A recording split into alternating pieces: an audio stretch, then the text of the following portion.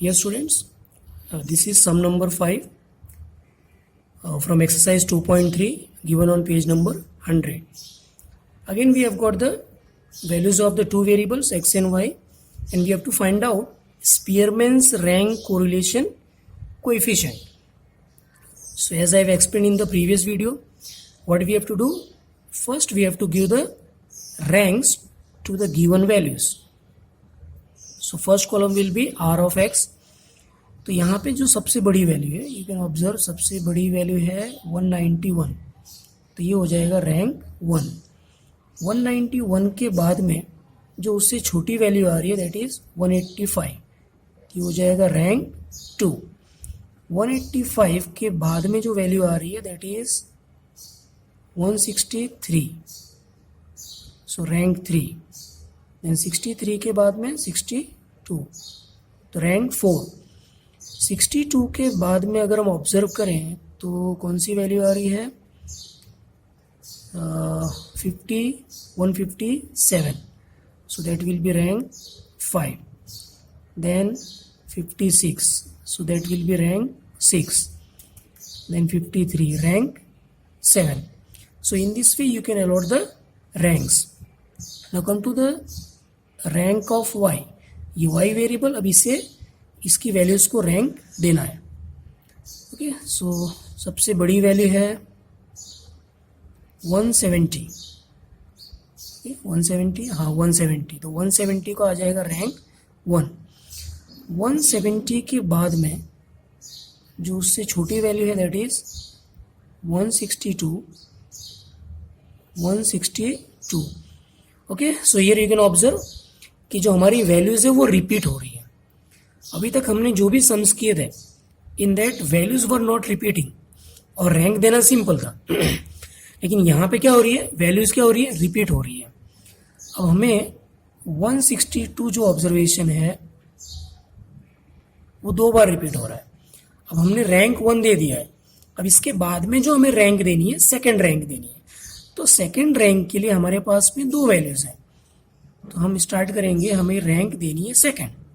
Second के बाद कौन सा रैंक आता है? थर्ड. तो हमारे पास में वैल्यू जो है वो दूसरी बार रिपीट हो रही है. तो हम क्या करेंगे?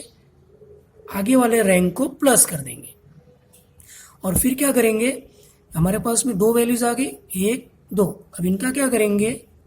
एवरेज निकालेंगे. Divide by 2 is equal to 2 + 3 5. 5 divide by 2 2.5. तो ये जो 2.5 है ये हमारे 162 के सामने दोनों जगह पे सेम रैंक आ जाएगी 2.5. Is it clear? For example, अगर ये 162 3 बार रिपीट होता तो क्या करते?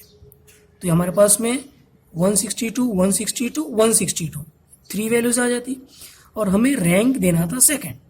तो सेकेंड मतलब 2, फिर उसके बाद में एक बार और रिपीट होती 3, फिर एक बार अगर और होती तो +4, और फिर हम एवरेज निकालते तो हमारे पास में 2 + 3 + 4 होता. तो 3 वैल्यूज होती तो डिवाइड बाई 3 हो जाता और उसके बाद जो आंसर आता वो तीनों जगह पे, तीनों वैल्यू के सामने वही रैंक आ जाती. Is it clear? Now come to the next value. हमने क्या किया है? 1, 2, 3 यानी 3 वैल्यूज को रैंक दे दिया है. अब जो रैंक आएगा वो थर्ड रैंक नहीं, फोर्थ रैंक आएगा, क्योंकि 1, 2, 3 तो 3 वैल्यूज को हमने रैंक दे दिया. अब जो रैंक आएगा वो आएगा फोर्थ रैंक. अब इसके बाद में कौन सी वैल्यू आ रही है? दैट इज 157, तो ये हो जाएगा रैंक 4. अब इसके बाद में कौन सी वैल्यू आ रही है? 57 के बाद अगर हम ऑब्जर्व करें तो 54 और ये 154. अगेन वैल्यूज क्या हो रही है? यहाँ पे रिपीट हो रही है, मतलब ऑब्जर्वेशंस क्या है? इक्वल है. तो यहाँ पे रैंक कैसे देना है? Understand clearly. हमने कहाँ तक रैंक दे दिया है? 4 तक दे दिया हुआ है. हमारे पास में अब जो वैल्यू रिपीट हो रही है वो कौन सी वैल्यू है? 154, 154. हमने रैंक 4 तक दे दिया हुआ है. अब हमें जो रैंक देनी है वो रैंक देनी है 5th, तो 5. इसके बाद में वैल्यू कितनी रिपीट हो रही? 2 वैल्यू है, तो 5th रैंक देना था.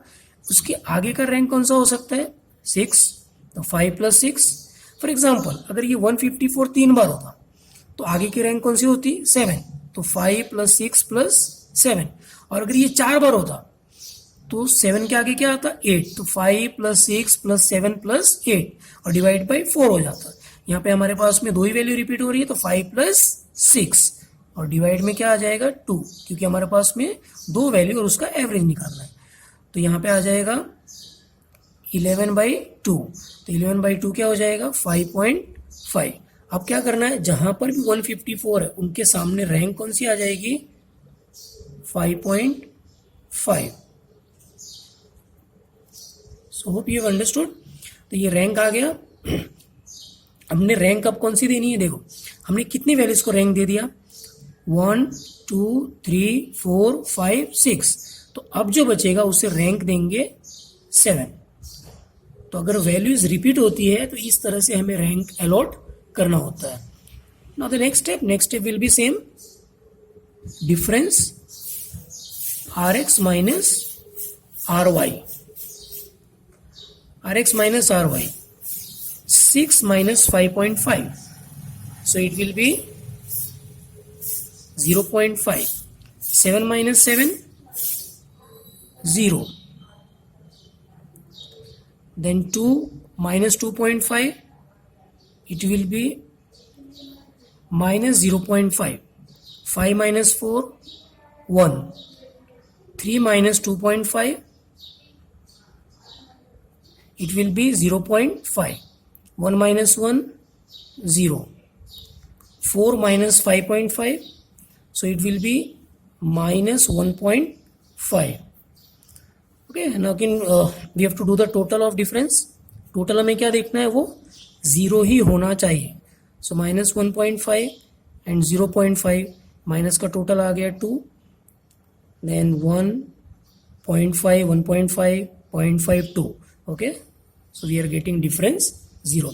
It means rank is right and difference हमारा right आ रहा है, इसके लिए टोटल 0 आ रहा है. Then only you can go to the next step, that will be d square. 0.5 का स्क्वायर करेंगे तो 0.25, 0 का स्क्वायर 0, 0.5 का 0.25, 1 का 1, 0.5 का 0.25, 0 का 0, minus 1.5, so it will be 2.25. d square का टोटल करेंगे, so total will be 4. Now come to the next step. Next step will be, we have to apply the formula. अब फॉर्मूला अप्लाई करना है, लेकिन अब यहाँ पे हमारी क्या हो रही है? वैल्यूज रिपीट हो रही है. वैल्यूज रिपीट हो रही है तो हमें क्या फाइंड करना पड़ेगा? That is correction factor.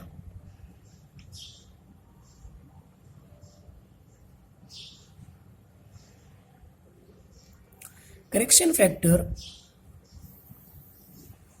Find out करने के लिए प्रीवियस वीडियो में मैंने एक्सप्लेन किया था. हमारा जो फॉर्मूला है वो होता है CF. तो CF के लिए जो कॉलम्स बनेंगे, सबसे पहला होगा रिपीटेड ऑब्जर्वेशन. तो रिपीटेड हमारे कौन कौन से ऑब्जर्वेशन रिपीट हो रहे थे? 2 ऑब्जर्वेशन. एक ऑब्जर्वेशन था 162, दूसरा ऑब्जर्वेशन था 154. देन M क्या होगा? 162 कितनी बार रिपीट हो रहा था? 1 2. 154 कितनी बार रिपीट हो रहा था? 1 2. Next column will be correction factor is equal to M³ minus M divide by 12. तो M³ क्या हो जाएगा यहाँ पे? 2 का क्यूब. तो 2 का क्यूब क्या हो जाएगा? 2 का क्यूब माइनस M, तो 2 और डिवाइड में आ गया 12. सो 2 का क्यूब हो जाएगा 8 माइनस 2 और डिवाइड में 12 is equal to 8 minus 2 6 divide by 12 0.5. Again ये 2 है, इसका कैलकुलेशन भी सेम ही रहेगा. 2 का cube minus 2 divide by 12, so it will B 0.5. अब हमें करेक्शन फैक्टर का क्या करना है? इसका सिग्मा निकाल लेना है. ये क्या हो जाएगा 1. Now the next step, that is the formula r is equal to 1 minus 6 into sigma D square plus CF, और डिवाइड में आ जाएगा n square minus 1 is equal to 1 minus 6 sigma D square, यहाँ से मिल जाएगा, दैट इज 4 प्लस CF, तो CF ये रहा 1, और डिवाइड में आ जाएगा n 1 2 3 4 5 6 7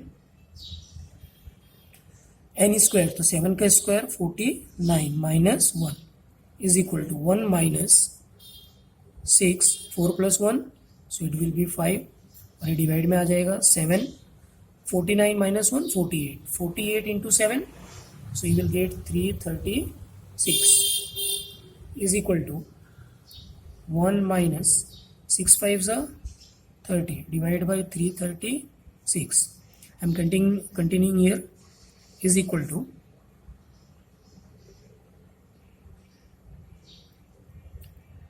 1 minus 0.08929 is equal to 0.91071.